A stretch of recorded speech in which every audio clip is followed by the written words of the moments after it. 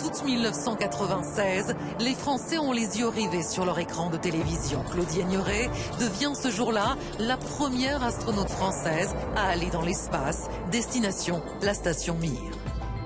Le voyage pour venir jusqu'à la station, c'était tout à fait merveilleux de voir les sphères, de l'eau, de nuit. Presque 30 ans plus tard, Claudie Aigneret passe le témoin à une autre femme. Sophie Adenau, 43 ans, surdouée et passionnée, s'envolera dans 2 jours pour l'ISS, la Station Spatiale Internationale. Allez, bon vol, on pense à toi très fort. Merci à toi. Je vous emmène tous avec moi et je compte sur vous pour être là le jour du décollage et faire le décompte avec moi. Le décollage est prévu vendredi à 11h15 heure de Paris, à Cap Canaveral en Floride, à bord d'un lanceur de SpaceX. La mission de Sophie Adenau, accompagnée de 2 Américains et d'un Russe, durera au moins 8 mois. 3, 2, 1, 0. Ignition.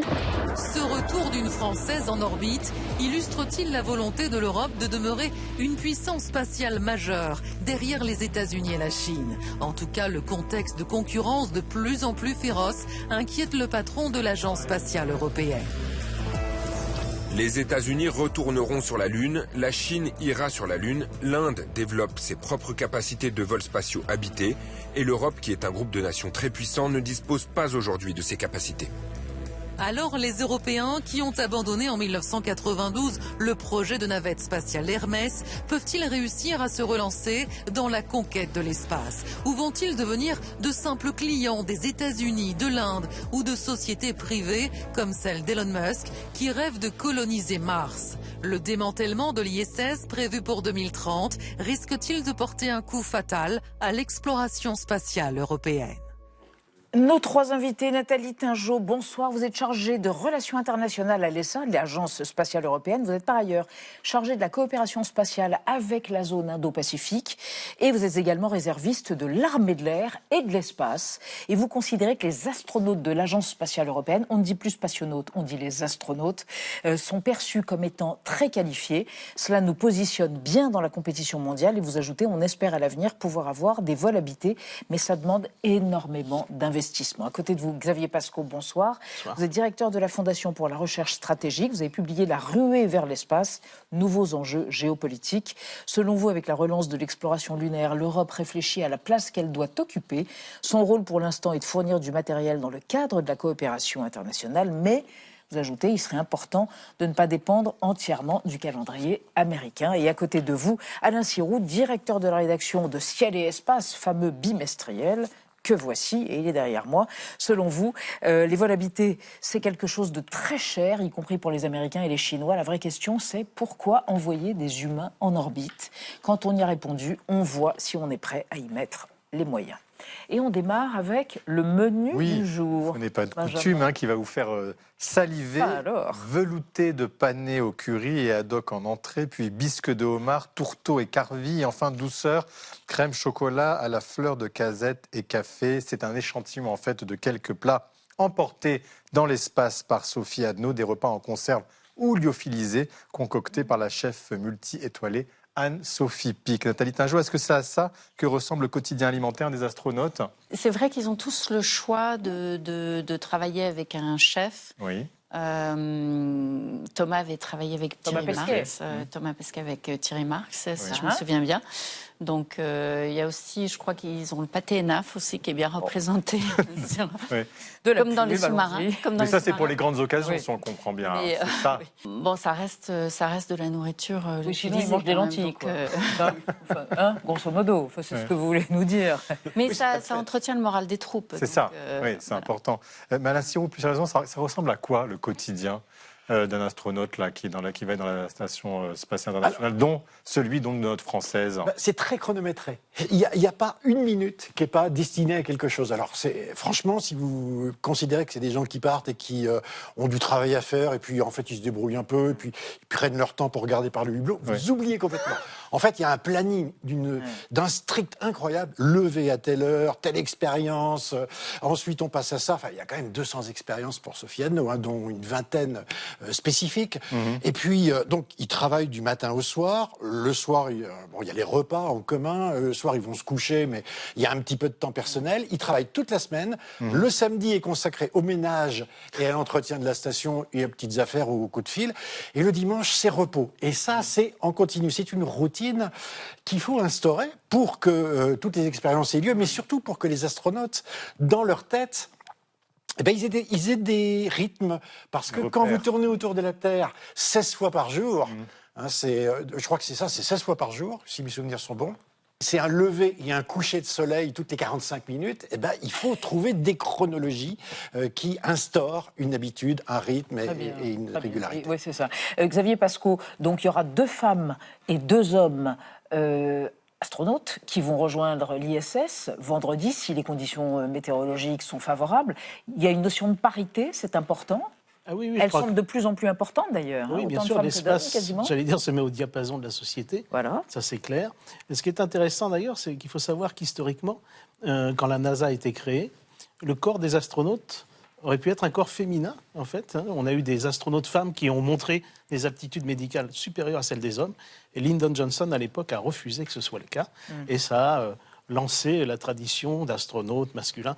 Aujourd'hui, on corrige un peu le tir. Et en URSS, il y avait eu une cosmonaute femme. Qui était la première femme à aller dans l'espace. D'accord. Nathalie Tingeot, ce qui nous interpelle aussi, c'est qu'il va y avoir dans le ciel des Français à côté de Russes. On continue à dialoguer là-haut, alors qu'ici, la diplomatie est beaucoup plus chaotique. Alors, effectivement, depuis 1975 et la poignée de main Apollo-Soyouz, il y a une tradition de diplomatie spatiale. On essaye en effet de maintenir un dialogue avec toutes les nations dans l'espace.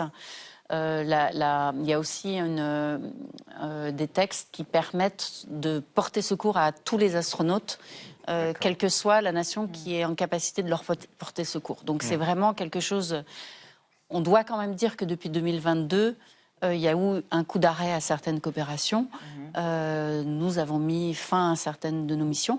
Mais en l'occurrence, pour l'ISS, on continue à travailler avec les Russes, qui sont chez eux. D'ailleurs, pour ceux qui se posent la question, ils sont chez eux. C'est-à-dire ? Donc, ils ont un module qui sont à eux. Donc, voilà. Et par ailleurs, il y a une espèce de redondance sur toutes les opérations spatiales. Et on a toujours besoin, pour l'évacuation, par exemple, des astronautes, on a toujours besoin de la capsule russe. Donc, ça maintient un dialogue malgré les circonstances. À propos de dialogue, vous êtes en relation par SMS avec Sophie Anneau. Elle va bien ? Alors, effectivement, on a échangé ce matin. J'étais très surprise. Je ne pensais pas qu'elle répondrait à nos questions parce qu'elle est très, très prise, effectivement.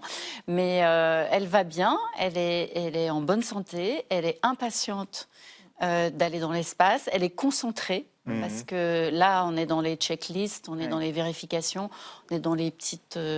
aussi, ils continuent à avoir des tests, elle continue à faire 2 heures de sport, mais elle est vraiment impatiente, et surtout, elle est en communion avec tous les gens qui ont permis à cette mission de devenir réalité. La meilleure des recrues, en somme. Absolument. Ouais, j'ai l'impression. Ainsi, Nathalie Tingeot vient de dire, en fait, on est dépendant notamment des Russes, voilà, pour s'extraire de cette station spatiale. Ça veut dire que les Européens, les vols habités européens, c'est pas pour demain. C'est pour nous vraiment. On peut pas s'affranchir des autres. Je dirais, on est interdépendants. Pour moi, la station internationale, c'est une ambassade extraordinaire en copro. Vous avez un appartement important qui est l'appartement américain. Les Russes ont leur appartement, Nathalie l'a dit. Nous, les Européens, on a aussi notre appartement. Un appartement en 3 dimensions. C'est-à-dire vous flottez. C'est du volume. C'est 1000 mètres cubes en volume. C'est l'équivalent de 3 bus à peu près en termes de surface. C'est bien occupé. Mais ça veut dire que y aller tout seul, il y a un coût. Et donc là, la station internationale, elle s'est montée pour une raison spécifique qui est celle de ce que disait Xavier. C'est-à-dire d'abord les Américains et les Soviétiques, enfin Russes, se sont dit que c'était une excellente façon de coopérer, puis surtout d'éviter que les ingénieurs russes se sauvent pour aller faire autre chose dans des pays moins recommandables. Donc ça s'est constitué comme ça a démarré sous Reagan, et ça va se terminer sous le mandat, peut-être même après... Ça va se terminer en 2030, Xavier Pascaud, on s'interroge. Enfin, cette annonce annoncé pour se terminer en 2030. Est-ce que ça veut dire que la présence des Européens dans l'espace, du coup, va être amoindrie, limitée? Il y aura moins d'opportunités? Alors, nécessairement, en tout cas pour ce qui concerne les stations orbitales, la présence des Européens, mais pas seulement celle des Européens, sera limitée, ça c'est clair. On a une station chinoise aujourd'hui qui occupera le terrain, si j'ose dire, et puis peut-être, mais ça c'est hypothétique, des stations qui seraient privées. Les Américains essayent de repenser à ça. Surtout, ce qu'on voit, c'est que le relais est pris par le programme lunaire. C'est-à-dire qu'aujourd'hui, le barycentre, si vous voulez, du programme habité est en train de passer de l'orbite basse, 400 km avec la station, au programme lunaire qui est censé être ce nouveau grand programme. Alors, international, un peu sur le mode de la station, mais en fait très américain ou très chinois, dans lequel les pays s'impliqueront. Et l'Europe est déjà impliquée et fournit des éléments techniques au programme américain. Mais on est évidemment dans une période d'incertitude très forte parce que tout ça dépend du contexte géopolitique, bien sûr. Et puis on a les Indiens aussi. Justement, on va en parler avec Anna qui va nous expliquer comment l'Inde se prépare au vol habité. Oui, l'Inde est en passe de devenir la 4e puissance mondiale à réaliser des vols habités derrière la Russie, les États-Unis et la Chine, et donc devant l'Europe. Et le Premier ministre Narendra Modi avait même annoncé ce premier vol pour le premier trimestre 2027, c'est-à-dire dans un an. Alors l'ISRO, qui est l'organisation indienne de recherche spatiale, travaille depuis déjà des années sur la mission Gaganyaan, en sanskrit, qu'on pourrait traduire par véhicule céleste en français. Gaganyaan, c'est à la fois le nom donc, de cette capsule que vous voyez, mais aussi celui de la mission qui consiste à envoyer 4 astronautes, les gaganautes, dans l'espace et de les ramener à bon port. Un premier test d'éjection d'urgence de cette capsule a été effectué avec succès en 2023. Et d'autres vols tests non habités sont prévus au cours de l'année 2026. En attendant, l'ISRO enchaîne les succès. Malgré un budget très modeste, c'est 1,6 milliard de dollars en 2023. C'est très peu par rapport à la Chine ou aux États-Unis. Et donc, en 3 ans, elle a pourtant réussi à envoyer un rover sur la Lune, à envoyer un de ses gaganautes dans l'ISS l'été dernier et son plus gros satellite en orbite, c'était en novembre, grâce à une fusée 100% made in India. Et donc l'Inde va capitaliser sur toutes ces expériences pour affiner ce projet de vol habité, mais aussi pour rêver encore plus loin. Ça pourrait être une station spatiale indienne en 2035 et puis même un drapeau posé sur la Lune dès 2040. Nathalie Tinjot, si l'Inde a réussi à le faire, à obtenir de tels résultats en si peu de temps, pourquoi l'Europe n'y arriverait pas ? Si on se réfère à ce que disait le philosophe Aron, il y a la légitimité de l'époque, en fait. Il n'y a pas de bonne ou mauvaise décision, Raymond Aron. Il n'y a pas de bonne ou mauvaise décision, il y a celle de la légitimité de l'époque. Aujourd'hui, on a des opinions publiques qui veulent qu'on s'occupe du climat, qui veulent qu'on s'occupe des applications utiles, donc on a un portefeuille d'activités qui est très large à l'ESA.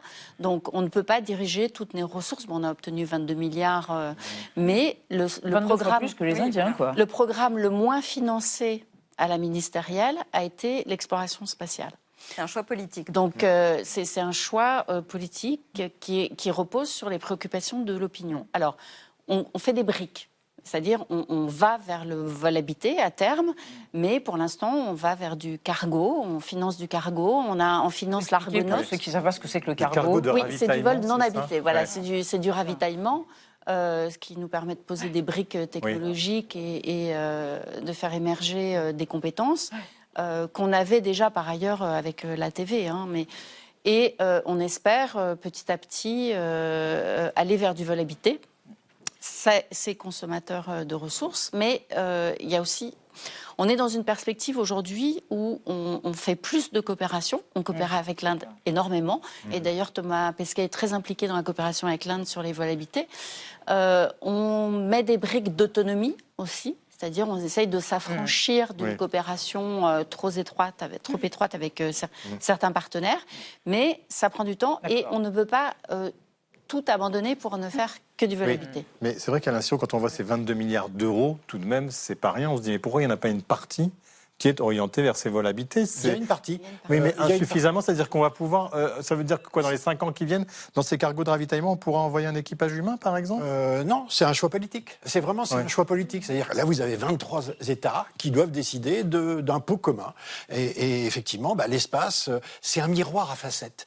Et c'est comme la Lune. C'est-à-dire, vous regardez une facette particulière, vous avez une puissance onirique. C'est le rêve, c'est l'exploration. Oui. Un homme dans l'espace. Vous décalez un petit peu, là, vous avez tout d'un coup la surveillance, vue de là-haut, les militaires, la géolocalisation. Vous décalez encore un petit peu, vous avez le service. Alors le service, c'est l'observation de la Terre, c'est le climat, vous bougez encore un peu. Donc c'est un miroir à facettes. Et pour le public, c'est une puissance onirique extraordinaire. C'est-à-dire que vous connaissez ces petites choses où ce que pense dans mon travail, ce que pense ma mère de ce que je fais, mon voisin, mes copains.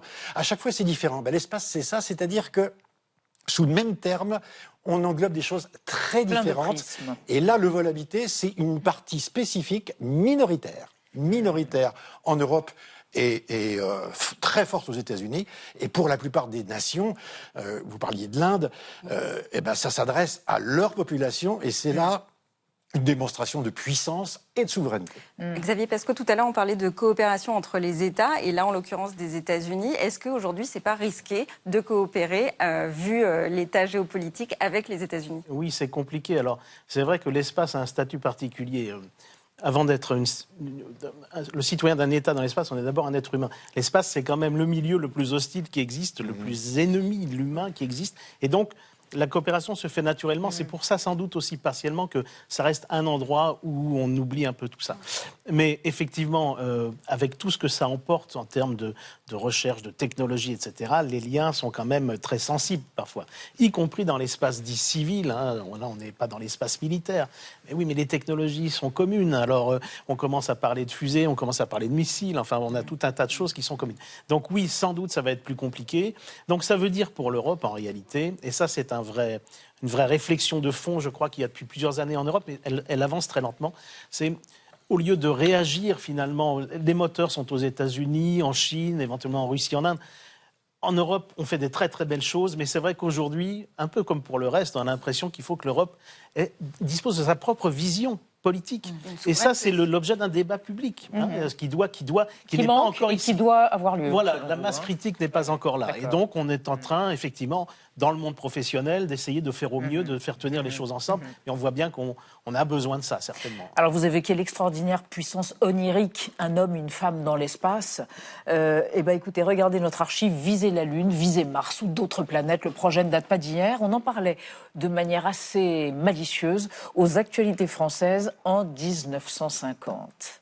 Si la guerre des mondes n'est pas pour demain, les projets s'élaborent, laissant prévoir pour bientôt le premier voyage dans la Lune.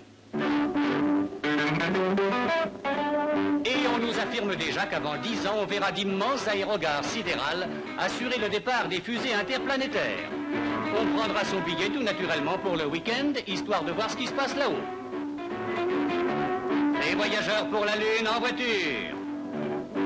La tour de contrôle fera un signal. Contact. Et les touristes sidérés, le nez collé au hublot, verront la Terre s'amenuiser puis disparaître à la vitesse de 8 ou 10 000 km/h, tandis que la Lune se rapprochera à vue d'œil. Ça est presque tendre, Nathalie Tinjot, mais franchement, la Lune et Mars, c'est pas pour demain la veille. Non, nous, on va continuer à privilégier les satellites, le quotidien, comme vous le disiez tout à l'heure, ou pas? Non, la Lune, la stratégie 2040 de l'ESA a 3 volets, l'orbite basse, l'orbite lunaire et Mars. Orbite basse, c'est l'équivalent de la Station spatiale internationale. Voilà. Donc, il va y avoir un game changer avec la fin de la station telle qu'on la connaît. Ça, c'est clair. Après, on prépare la Artemis. On a Artemis. Donc, c'est un programme américain auquel les Européens participent, c'est ça? Sans nous, il ne décolle pas. Puisqu'on a un service de module européen, la capsule, sans nous, elle ne part pas. Donc ça, c'est aussi... mais dans la mission qu'il va y avoir là, il n'y a pas d'astronaute européen pour l'instant. Il y a un Canadien, mais il n'y a pas d'Européen. Non, alors, évidemment, le choix du premier astronaute était politique et géopolitique. Mais on a 3 places, normalement, qui sont réservées pour des Européens. On a déjà annoncé qu'il y aurait un Allemand qui serait... Voilà, mais normalement, on devrait avoir un Français et un Italien. C'est pour quand, pardon sans problème. Normalement, c'est d'ici la fin de la décennie. Donc, donc on avance sur la Lune. Alors, je ne sais pas si vous avez vu, mais sur Mars, Elon Musk a fait marche arrière récemment pour se consacrer sur son programme lunaire. Donc, nous, on avance sur l'exploration robotique de Mars, avec ExoMars. Donc, Alain Sirmi, il faut explorer toujours ces pistes-là. Pour vous, la Lune, ça doit être un objectif toujours aujourd'hui, permanent? On va se revoir, parce qu'il va y avoir plein de choses dans les temps qui viennent. D'abord, on va tourner autour de la Lune dans les semaines qui viennent. Enfin, je dis on, c'est-à-dire Artemis, et une femme autour de la Lune. Pour la première fois, c'est la mission Artemis 2. C'est pas seulement cette mission-là, mais il y aura une femme à bord. Voilà. De quelle nationalité? Américaine. D'accord. Après, la discussion, c'est qui va se poser en premier sur la Lune? C'est-à-dire, est-ce que ce sont les Chinois? Pour vous, c'est une Chinoise. Vous considérez Moi, que c'est une femme chinoise? C'est un avis totalement subjectif, mais quand on regarde le programme chinois, son avancée et le retard et surtout la complexité du programme américain, l'impression, elle est très claire, c'est que la Chine sera sur la Lune en 2029, 2030 au plus tard. Et vraisemblablement, ce sera posé. Et puis ensuite, effectivement, c'est qu'est-ce qui va se passer? C'est-à-dire, est-ce que on a une implantation permanente? Qui va se poser? Quelle est la destination? Mars, une destination naturelle. Mais vous savez, on a le temps. Et si on regarde les déclarations précédentes, on devrait déjà y être depuis plusieurs décennies. Depuis 86. Xavier Vasco, à ces explorations et des enjeux militaires, voire extractivistes, des minerais éventuellement sur la Lune ou ailleurs? Alors ça, je dois dire qu'effectivement, on entend ce discours, notamment aux États-Unis. Alors c'est un peu cosmétique aussi. C'est une manière de justifier ce programme vers la Lune. Ce programme vers la Lune, c'est d'abord beaucoup d'argent qui va chez beaucoup d'industriels pour faire des technologies qui peuvent être utilisées pour ça, mais aussi pour plein d'autres choses. Et donc on a besoin, je dirais que dans le programme lunaire, ce qui est le moins important, c'est la Lune finalement aujourd'hui quand on regarde bien. Ce qui est le plus important, c'est les intérêts de chacun, qui ne sont pas nécessairement des intérêts strictement lunaires, mais qui s'accordent bien qu'un discours qui trouve à la Lune beaucoup d'atours. C'est-à-dire eh bien, l'exécutif, la NASA par exemple, l'Agence spatiale américaine, avait besoin d'être remise en selle à la suite d'années où elle a vraiment été très très affectée par la montée de SpaceX et tout ça. Donc d'Elon Musk. Donc il fallait lui donner un objectif. Donc lui donner la Lune, c'était lui donner un objectif.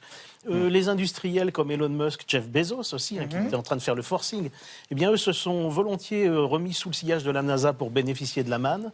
Et l'exécutif américain, alors l'administration Trump, puis Biden, puis Trump aujourd'hui encore, eh bien peuvent montrer comme ça qu'ils ont le goût de l'exploration et relancent un peu les choses. Mais Nathalie Tinjot, ça veut dire qu'au final, le privé, ces milliardaires auront peut-être le dernier mot dans la course aux étoiles par rapport aux États, par rapport à l'Europe, par rapport aux institutions publiques, par rapport à nous, quoi. C'est une vraie bonne question. La question des super empowered individuals, elle ne se pose pas que dans l'espace. Les individus surpuissants, pour traduire. Voilà, qui ont plus de pouvoir que elles ne se posent pas que dans l'espace.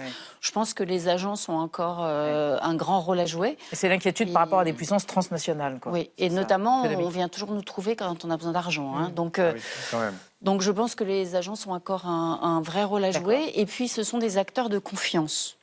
Ça, c'est important. Les agences sont des acteurs de confiance. Très bien. Eh ben, ce sera le dernier mot de ce débat. Merci à tous les trois d'être venus évoquer toutes ces questions spatiales. Et puis, le départ imminent, c'est normalement vendredi, de Sophie Adno pour l'ISS.